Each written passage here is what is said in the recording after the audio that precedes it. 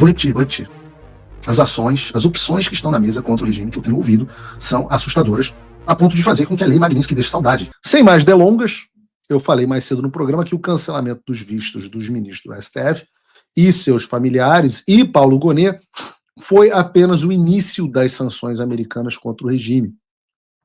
A partir da dobrada de aposta que a gente viu agora como parte do Alexandre de Moraes, e a gente já viu também como essas sanções já estão causando um racha no STF, resta a seguinte pergunta: como o Trump vai reagir? E a gente tem dois caminhos aqui. Nós temos sanções tradicionais, individuais, e nós temos as opções nucleares, diplomáticas e econômicas. E eu falei um pouco sobre isso ontem no Inteligência Limitada. Eu vivo chamando de inteligência artificial, mas é por hábito, né? Mas eu falei ontem no Inteligência Limitada que os Estados Unidos operam sob um paradigma chamado DIME. DIME é o nome de uma moedinha aqui nos Estados Unidos. Mas DIME é um acrônimo para diplomacia, inteligência, militar e economia. Todas as vezes que os Estados Unidos querem projetar os seus interesses, sejam eles quais forem em uma região, eles operam de forma integrada estes 4 aspectos. Eu volto a dizer: o aspecto diplomático, o aspecto de informação e inteligência, o aspecto militar e o aspecto econômico. Vejam, Donald Trump já ativou o aspecto diplomático, ainda não ativou o aspecto de informação e inteligência, não completamente, ainda não ativou o aspecto militar e está parcialmente, já ativou o aspecto econômico. Então, a resposta à pergunta que todos estão esperando é que eu não sei. Tcharam! Não sei porque ninguém sabe. Nem as pessoas da Casa Branca sabem, nem as pessoas do Departamento de Estado sabem. Só Donald Trump sabe como vai agir em relação ao Brasil. O que eu posso dizer é o que vem sendo discutido e também como Trump agiu em algumas situações similares. Vejam, o Brasil comprou briga em todas as direções com os Estados Unidos e com seus aliados, e eu quero começar essa análise fazendo um paralelo com um caso mais parecido e que foi até menos severo do que o caso brasileiro. E eu vou dar o exemplo da África do Sul. Segundo noticiou o Wall Street Journal, devido ao seu alinhamento com o eixo do mal composto por China, Rússia e Irã, a sua postura anti-Israel, a sua corrupção sem freio e a perseguição violenta dos fazendeiros brancos, a África do Sul recebeu as seguintes sanções dos Estados Unidos: suspensão da ajuda financeira dos Estados Unidos à África do Sul em fevereiro, expulsão do embaixador do país em março, negativa do visto, o cancelamento do visto do enviado especial da África do Sul nos Estados Unidos em maio, sinalização americana de que os Estados Unidos podem se opor à reautorização de um importante programa comercial regional. E nessa semana, o secretário do Tesouro, Scott Bessent, não compareceu à reunião dos ministros das finanças do G20 na África do Sul. Ainda segundo o The Wall Street Journal, essas ações refletem o status de pária que a África do Sul passou a ter em Washington. Isso foi o que aconteceu com um país infinitamente menos importante, um dos membros do BRICS, né, menos importante em termos econômicos, diplomáticos e estratégicos que o Brasil. E se assim foi com a África do Sul, o Brasil também se tornou um pária em Washington. Logo de cara, a gente vê que as consequências do Brasil foram muito piores do que para a África do Sul. Afinal, não foi só um enviado especial que teve o visto negado, mas quase totalidade do Supremo Tribunal Federal e seus familiares que tiveram seus vistos cancelados. E se na África do Sul o Trump anunciou uma tarifa de 30%, no Brasil ele já começou com uma de 50%, com os senadores americanos ameaçando novas tarifas entre 100% e 500%. Então nós temos que dizer que as consequências do Brasil até agora foram mais severas do que a da África do Sul, o que me leva a um segundo ponto de análise. E agora eu quero falar do caso da Colômbia. Em 26 de janeiro desse ano, depois da Colômbia, do Gustavo Petro, amigo do Lula, comunista, guerrilheiro, proibir a aterrissagem de 2 voos vindos dos Estados Unidos que carregavam imigrantes ilegais deportados, o Trump anunciou que deu a seguinte diretiva aos membros da sua administração como forma de retaliação à Colômbia. E eu vou citar aqui ipsis literis. Essas são as diretrizes. Tarifas emergenciais de 25% sobre todos os produtos que entram nos Estados Unidos. Em uma semana, as tarifas de 25% serão elevadas para 50%. Proibição de viagem e revogação imediata de visto de autoridades do governo colombiano, bem como de todos os seus aliados e apoiadores. Sanções de visto a todos os membros do partido, familiares e apoiadores do governo colombiano. Inspeções reforçadas pela alfândega e proteção de fronteira em todos os cidadãos e cargas colombianas por razões de segurança nacional. Imposição total de sanções do IEPA, Lei de Poderes Econômicos e Emergência Internacional, sobre o Tesouro, o sistema bancário e o setor financeiro. Vejam, esse último é muito grave. Então, mas vejam, por causa de 2 aviõezinhos que não puderam pousar na Colômbia, o Trump ameaçou a imposição de todas as sanções que eu listei aqui agora. Agora, imagina você, se o Trump fez isso por causa de 2 aviões americanos, o que ele vai fazer com o regime ditatorial que está perseguindo cidadãos e empresas americanas e que basicamente rotulou os Estados Unidos como inimigo declarado? Se você for pegar a lista do Trump para o Petro, o Brasil já começou com um dobro de tarifa, 50%. E no Brasil começou em 50%, o Lindsey Graham, que é um importante senador aqui, diz que pode ir até 500%. A proibição de viagem e revogação imediata dos vistos da autoridade também já aconteceu. Aconteceu para o Supremo, aconteceu para a PGR.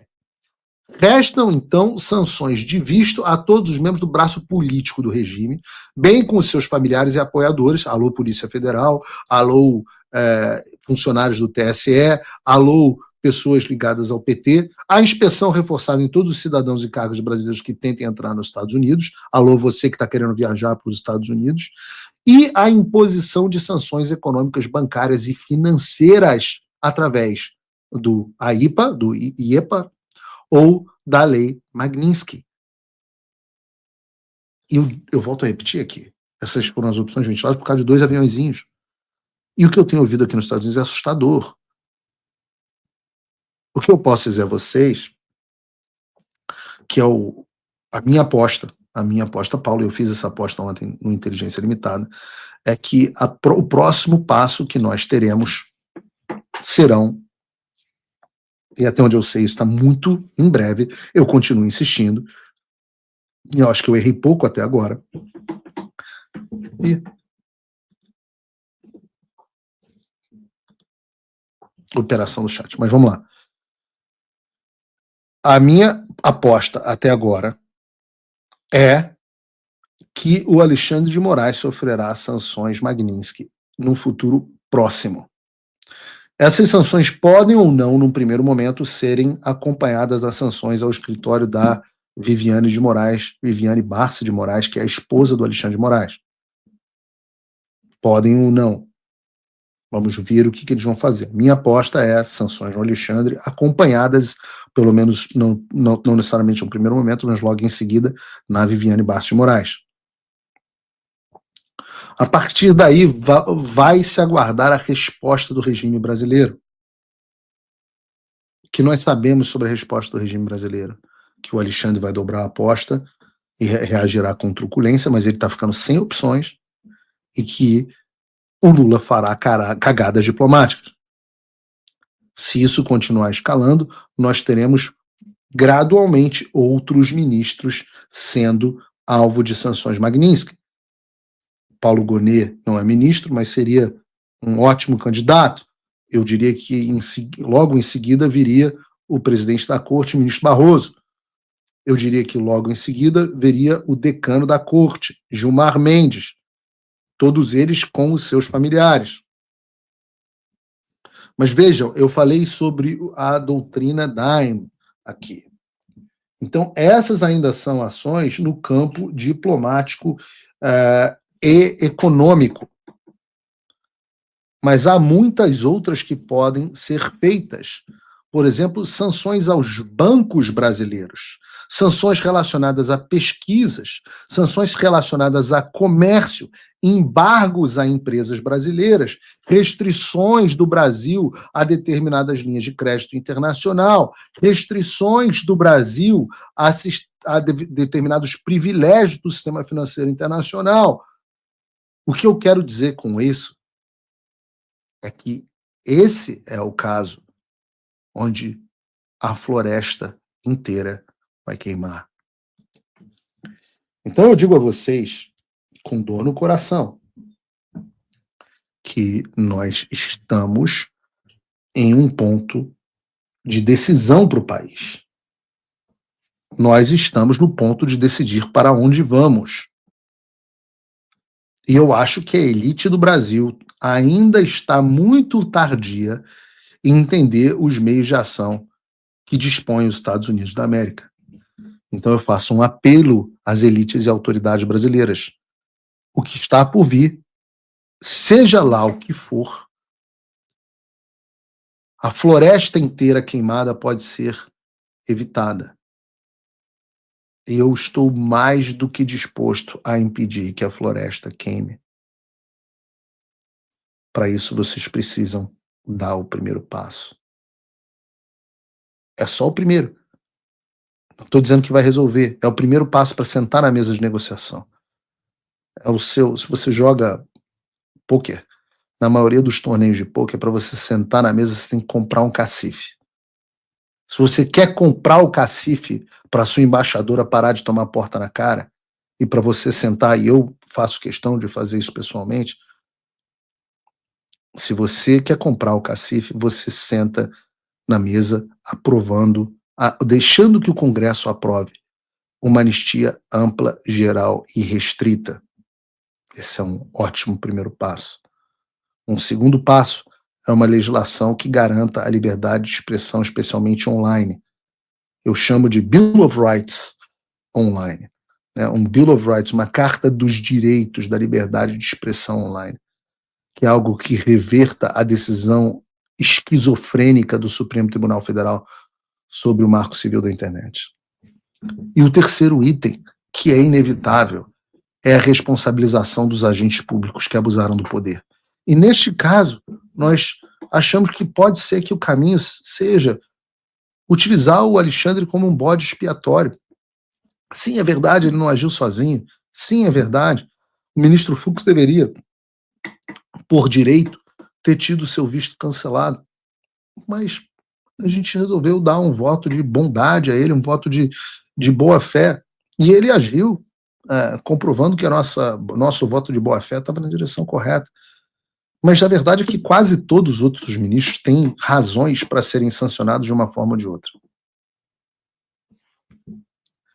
Eu digo aos senhores,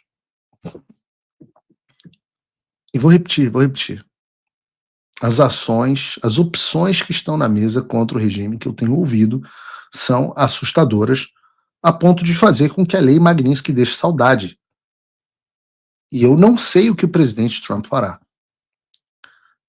Vejam, falaram para mim, Paulo, esse negócio do GPS que está circulando é verdade? Eu falo assim, olha, eu nunca ouvi essa questão do GPS, mas o que eu ouvi, e eu vou dar aspas aqui de uma pessoa da Casa Branca, at this point, all the options are on the table, que significa, a esta altura, todas as opções estão na mesa. Se você, como eu, está dormindo mais tranquilo agora que o Trump voltou à presidência, ótimo. Mas e o Brasil? Nosso país continua no buraco. A volta do Trump nos dá esperança, mas as coisas não vão se resolver sozinhas. Vai ser preciso muito trabalho, meu e seu. E não adianta xingar muito nas redes sociais achando que isso resolve alguma coisa. Não tem salvador da pátria. Não tem um político que vai resolver por você. A responsabilidade é sua. Eu larguei tudo para me dedicar a isso. E você? Como você pode ajudar sem abandonar as suas obrigações? Simples. Apoie quem está na linha de frente. Sem isso, esse trabalho simplesmente não continua. Acesse www.paulofigueiredoshow.com/apoie e com a partir de $5 por mês, garanta que isso siga em frente. Se puder ir além, torne-se meu patrono Gold e participe do meu grupo privado e ajude a definir as minhas próximas pautas. A diferença entre vencer e perder está na ação. Durma tranquilo, sabendo que você fez a sua parte.